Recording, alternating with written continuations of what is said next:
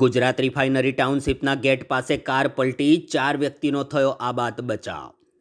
Gujarat refinery ટાઉનશીપમાં ગત મોડી રાત્રિએ gate નજીક એક કાર પલટી ખાઈ જતા અકસ્માત સર્જાયો હતો. કારમાં સવાર 4 વ્યક્તિનો આબાદ બચાવ થયો હતો અને કોઈ જાનહાની થઈ ન હતી. જો કે કારના આગળના ભાગે નુકસાન થયું હતું. વડોદરા શહેરમાં અકસ્માતોના બનાવોમાં નોંધપાત્ર વધારો જોવા મળી રહ્યો છે. તેવામાં વધુ એક અકસ્માતની ઘટના બની હતી. ગુજરાત રિફાઇનરી ટાઉનશીપ ખાતે કાર પલટી ખાઈ ગઈ હતી. પ્રાથમિક અનુમાન મુજબ કાર ઓવરસ્પીડમાં હોવાના કારણે ચાલકે સ્ટીયરિંગ પર કાબુ ગુમાવ્યો હતો, જેના કારણે કાર પલટી ખાઈ ગઈ હતી.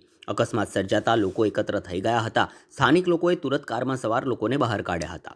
રિફાઇનરી કંપનીની ક્રેનની મદદથી કારને સરખી કરવી પડી હતી. સદનસીબે કોઈને ગંભીર ઈજા થઈ નથી. રાત્રિના સમયે બનેલી આ ઘટનામાં 4 વ્યક્તિ સુરક્ષિત હોવાનું જાણવા મળ્યું હતું.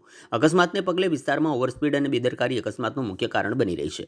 ટાઉનશીપ વિસ્તારમાં વાહન ધીમું ચલાવવા અને ટ્રાફિક નિયમોનું પાલન કરવા ટાઉનશીપ મેનેજમેન્ટ દ્વારા અપીલ કરવામાં આવી હતી.